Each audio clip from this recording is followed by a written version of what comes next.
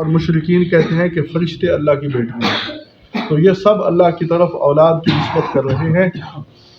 تو اللہ تعالیٰ کے جواب دے رہے ہیں سبحانہ، کہ اللہ تعالیٰ ہر عیب سے پاک ہے، اللہ تعالیٰ کو اولاد کی کوئی ضرورت نہیں۔ یہ اولاد جو اللہ کی طرف آپ منسوب کر رہے ہو، اولاد جو ہے نا کسی کی ہوتی ہے وہ اس کی ہم جنس ہوگی یا غیر جنس ہوگی۔ مثلا انسان کی اولاد انسان ہونا یہ ہم جنس ہے، انسان کی اولاد انسان نہ ہو یہ غیر جنس ہے۔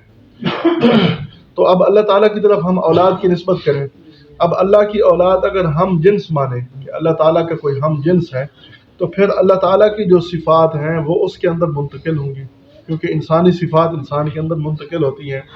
تو اب اللہ تعالیٰ کی صفات ہے، صفات میں سے ایک صفت ہے علم، کہ ساری کائنات کا علم اسی کے پاس ہے۔ اللہ تعالیٰ کی صفت قدرت ہے، وہ اسی کے پاس ہے۔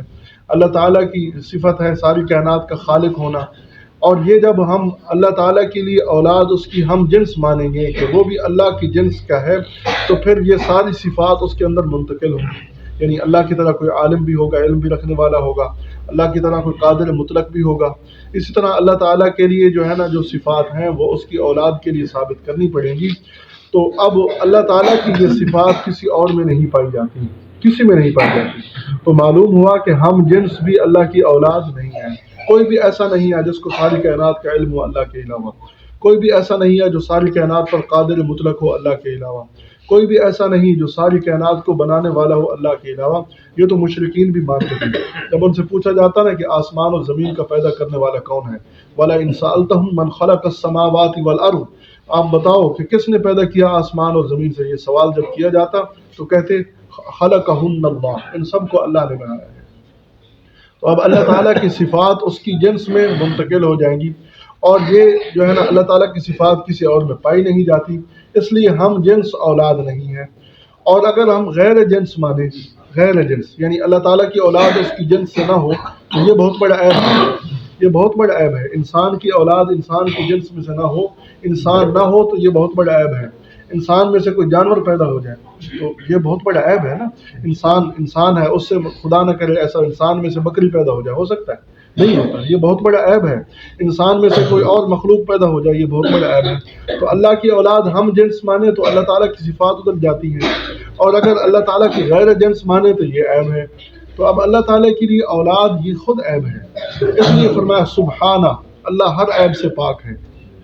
اللہ تعالیٰ کی اولاد نہیں ہے، اللہ تعالیٰ کے اندر کسی قسم کی جو ہے نا کوئی عیوب نہیں ہے۔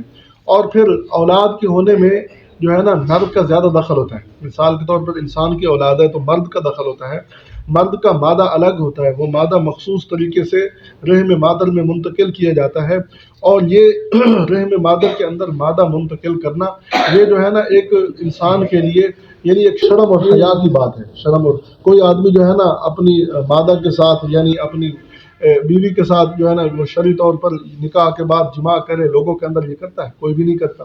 یہ ایک حیا اور شرم کی بات ہے۔ تو اب اسی طرح اللہ تعالیٰ کے لیے اگر اولاد ثابت کی جائے تو اللہ تعالیٰ جو ہے نا اگر اس کو یعنی خدا نہ کرے ایسا ہو، اللہ تعالیٰ کو اگر مقصد ہم یعنی فرض کر لیں کہ یہ نر ہے اور اس کی پھر کوئی مادہ ہو، تو یہ بہت بڑی شرم و حیا کی بات ہے، اور یہ شرم و حیا ایک عیب ہے۔ اللہ تعالیٰ ہر عیب سے پاک ہے۔ تو یہ بچے کی تخلیق میں باپ کا مادہ ہوتا ہے، تو اللہ تعالیٰ کو پھر مخصوص طریقے پر مادہ منتقل کرنے والا ماننا پڑے گا، اور ایسا ماننا اللہ تعالیٰ کے لیے عیب ہے۔ یعنی یہ تو ہمارے ضمیر اور ہمارے دل بھی نہیں کہتے ایسے الفاظ کہنے کے لیے، لیکن دلیل سمجھانے کے لیے دلیل دی ہے۔ تو اللہ تعالیٰ ہر عیب سے پاک ہے۔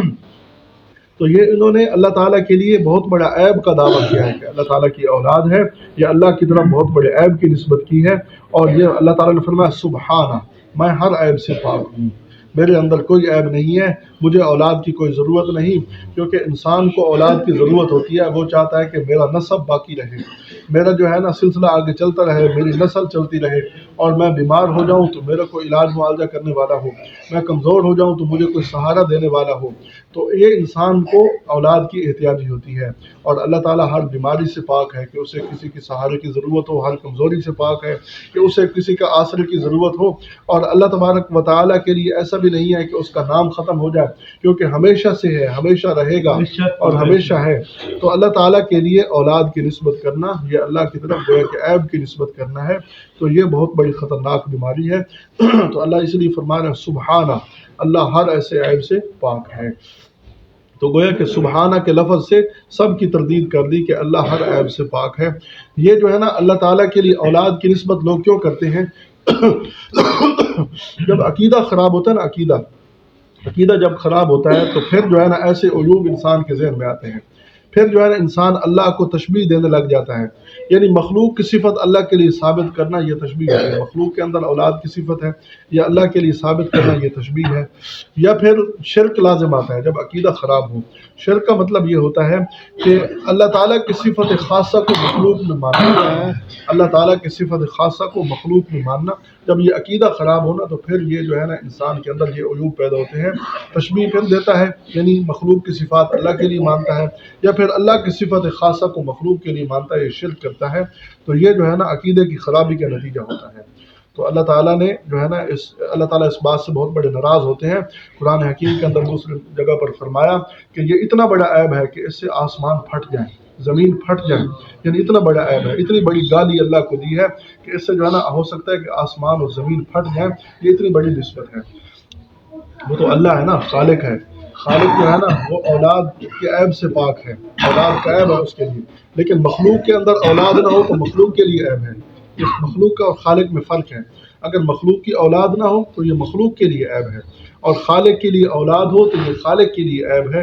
یہ خالق اور مخلوق میں بہت بڑا فرق ہے۔ اور حدیث پاک کے اندر آتا ہے، اللہ تعالیٰ فرماتے ہیں، حدیث قدسی ہے، حدیث قدسی جو اللہ تعالیٰ نے ارشاد فرمایا کہ میرے بندے میرے بارے میں یہ کہتے ہیں، اے میرے نبی میرا یہ پیغام لوگوں کو پہنچا دیں۔ یہ حدیث قدسی ہوتی ہے۔ فرمایا کذبنی ابن آدم ولم یکن لہ ذالک، ابن آدم میں میری تکذیب کی، ابن آدم نے مجھے جھٹلایا، حالانکہ اس کے لیے یہ مناسب نہیں تھا۔ ابن آدم نے کیسے جھٹلایا؟ فرمایا کہ ابن آدم کہتا ہے کہ مرنے کے بعد میں دوبارہ زندہ نہیں کروں۔ یہ لوگ مشرکین کہتے ہیں نا، جو آخرت کے منکر ہیں، وہ یہ کہتے ہیں کہ اللہ تعالیٰ دوبارہ کیسے زندہ کرے گا۔ اور فرمایا کہ ابن آدم مجھے گالی دیتا ہے، حدیث پاک کے اندر آتا ہے ابن آدم مجھے گالی دیتا ہے۔ تو پھر پوچھا کہ ابن آدم کیسے گالی دیتا ہے؟ تو اللہ تعالیٰ نے ارشاد فرمایا کہ میری طرف اولاد کی نسبت کرتا ہے، مجھے میری طرف اولاد کی نسبت کرتا ہے، یہ اللہ کو گالی دینے کے مترادف ہے۔ تو بہرحال اللہ تعالیٰ کے لیے اولاد یہ عیب ہے۔ اللہ تعالیٰ اس لیے فرما رہے ہیں سبحانہ، میں ہر عیب سے پاک ہوں، بل لہ ما فی السماوات والارض، بلکہ سب کچھ آسمان اور زمین کا وہ میرا ہے۔ آسمان اور زمین میں جتنی مخلوقات ہیں وہ سب میری ہیں، میں سب ان کا مالک ہوں اور یہ سب میری مخلوق ہیں۔ فرمایا کہ ایسا مالک ہوں کہ کل لہ قانتون، تکوینی طور پر سب میرے فرمانبردار ہیں، سب میرے تابع دار ہیں، تکوینی طور پر سب میرے ماتحت ہیں۔ تکوینی طور پر کا مطلب یہ ہے کہ اللہ تعالیٰ جو فیصلہ نافذ کرنا چاہے نا اس کو کوئی روک نہیں سکتا۔ آسمان کو حکم دے ختم ہو جا، وہ ختم ہو جائے گا۔ زمین کو حکم دے ختم ہو جا، وہ ختم ہو جائے گی۔ زمین کو حکم دے کہ تو جو ہے نا اناج نہیں اگانا، نہیں اگائے گی۔ ساری کائنات مل کر وہاں اپنے جو ہے نا فارمولے استعمال کر لیں، اناج نہیں اگائے گی۔ اسی طرح انسان جو ہے نا وہ شریعت میں نافرمانی کرتا ہے، لیکن تکوینی طور پر انسان اللہ کا فرما بردار ہے۔ اللہ تعالیٰ حکم دیتا ہے کہ بیمار ہو جاؤ، وہ بیمار ہو جاتا ہے۔ اب جب تک اللہ صحت نہ دے کوئی صحت دینے والا نہیں ہے۔ اسی طرح اللہ حکم دیں گے کہ مر جا انسان کے لیے، اب ساری کائنات کے ڈاکٹر اکٹھے ہو جائیں، وہ اس کو زندگی نہیں دے سکیں گے۔ تو یہ تکوینی طور پر انسان بھی اس کا تابع دار ہے۔ اللہ تعالیٰ چاہیں گے تو صحت کے ساتھ رکھیں گے، کوئی بیمار نہیں کر سکے گا۔ تو یہ تکوینی طور پر ہر چیز اس کی فرما بردار ہے۔ تو فرمایا کل لہ قانتون، تو اولاد تو انسان کی نافرمان ہوتی ہے، تو اللہ تبارک و تعالیٰ کے لیے اولاد کی نسبت کرنا حرام ہے۔ اللہ فرما رہے مجھے اولاد کی ضرورت ہی نہیں ہے، سب کچھ ہے ہی میرا، اور جو میں چاہتا ہوں وہی کرتا ہوں۔ فعال لما یرید، میرا ارادہ جو ہے نا وہ جو اس کا میں ارادہ کرتا ہوں وہ چیز ہو جاتی ہے۔ آگے فرمایا بدیع السماوات والارض، ساری کائنات کو بنانے والا ہی میں ہوں، آسمان اور زمین کو بنانے والا بھی میں ہوں۔ بدیع کہتے ہیں کہ بغیر کسی مادہ اور نمونہ کے ایک چیز کو پیدا کرنا۔ کوئی مادہ نہیں ہے، کوئی نمونہ نہیں ہے، کوئی مثلا ہم نے کوئی چیز پلاسٹک کی بنانی ہے تو پلاسٹک پہلے لیں گے نا، پھر اس سے پلاسٹک کی کوئی چیز بنائیں گے۔ لیکن اللہ تعالیٰ کو اللہ تعالیٰ کوئی پلاسٹک کی چیز بنانا چاہے تو اللہ تعالیٰ پلاسٹک کے محتاج نہیں ہے۔ وہ تو فرمائیں گے اذا قضا امرا فانما یقول له کن، کہ وجود بن جا کسی چیز کا، فیکون، وہ چیز وجود میں آ جائے گی۔ تو اللہ تعالیٰ کو مادے کی ضرورت بھی نہیں ہے، اللہ تعالیٰ کو مٹیریل کی ضرورت بھی نہیں ہے، اس کا ارادہ ہے بس ہو جا۔ بس ہو جاتی ہے، وہ چیز وجود میں آ جاتی ہے، وہ تو اتنا بڑا پیدا کرنے والا، اگر اولاد پیدا کرنی ہوتی تو اس کے لیے کیا مشکل تھا، لیکن اللہ تعالیٰ کے لیے یہ عیب ہے، اللہ تعالیٰ کی نسبت یہ گالی ہے، تو اس لیے فرمایا کہ میں اس عیب سے پاک ہوں، آسمان اور زمین کو بغیر مادہ اور مٹیریل کے، بغیر کسی نمونہ کے پیدا کرنے والا ہوں، وَإِذَا قَضَىٰ أَمْرًا، اور جب کسی کام کا فیصلہ کرتا ہوں فَإِنَّمَا يَقُولُ لَهُ كُن، تو میں کہتا ہوں ہو جا، فَيَكُونُ، وہ چیز وجود میں آ جاتی ہے۔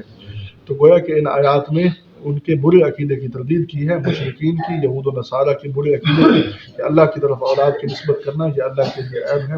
اللہ تعالیٰ صحیح عقیدہ نصیب فرمائے۔